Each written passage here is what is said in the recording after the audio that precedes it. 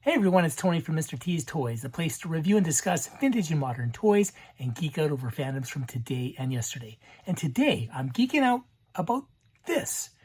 It's a black costume symbiote Spider-Man from the Venomverse action figure line, which is a epic world of action. So let's open it up and take a look. All right, well, I was pretty excited to see this figure here in the store. I love the black costume Spider-Man, or the symbiote suit Spider-Man. And this epic world of action line, I believe it's the same one as these X-Men that have got some pretty decent articulation. I did a review of X-Men 97 5-pack. And you can see all the articulation that these fellows have. So, I was hoping that there would be some decent, some other Marvel characters that I could get, that I could, kind of start doing some various videos and shorts with all of them. I've got a Spin Master Captain Marvel here, or Shazam, and a G.I. Joe from the vintage Real American Hero line, and then one of the Hasbro like reaction style, like 5 POA figures, just to compare the two. They stand a little bit shorter, but thought we could just compare the two to see how they are. I don't know anything about this Venom versus line, but there's a cross sell on the back, so I definitely want to find a Venom. And I don't know, they're all kind of cool. I've got quite a few of these Spider-Men, just the standard ones. I'm not sure about Spider-Gwen, or whatever she's called, and this armored Spider-Man.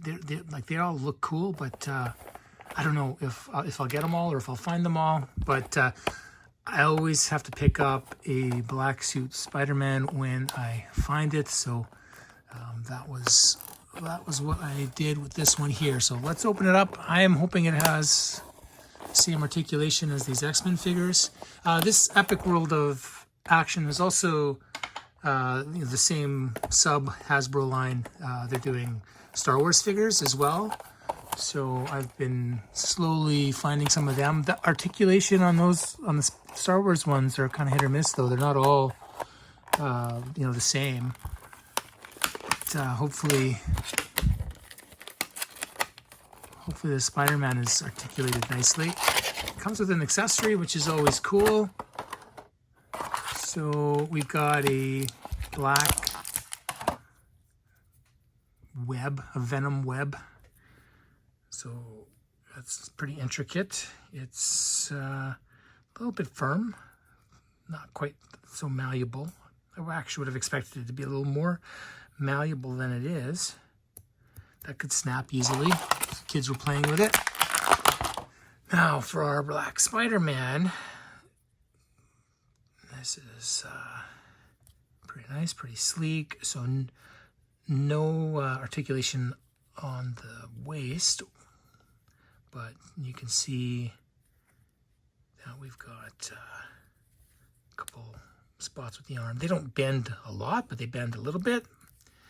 And then you've got the head on a ball joint there. Legs come out this way, and then we've got some knee movement. So 1, 2, 3, 4, 8, 9. So that's the same as these X-Men over here, and that's the same as some of the Star Wars. I'll be doing some more reviews on the Star Wars epic world of action in the future, and we'll see which ones have the best articulation and which ones have the best sculpts and best painting. So now, if I were to compare these two, you can see a sizable difference in height.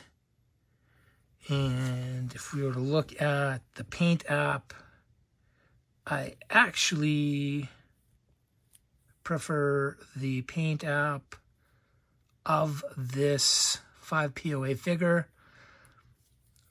And it has a sturdier feel to it versus these ones here, which are pretty They're quite a bit lighter, even though it's the bigger. There's a weight difference. This is a little bit sturdier.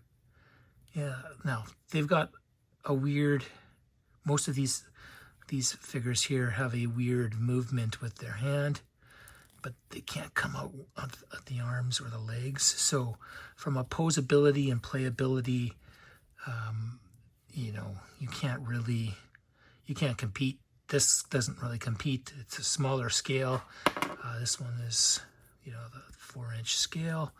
Let's see how he looks against a vintage G.I. Joe. Obviously at 3 3/4 inch, the Joe is too short. Spider-Man should not be taller than a standard Joe. Now Spin Master. Again, Spin Master is a slightly smaller scale. They appear to be the same height. So they'll probably match. They'll probably be fine. Let's just see how Spider-Man compares to Cyclops. Same height. Again, usually, you know, Spider-Man's a little bit shorter, but who knows? He might just be taller, or they're all the same height. He looks taller than Gambit, which is interesting.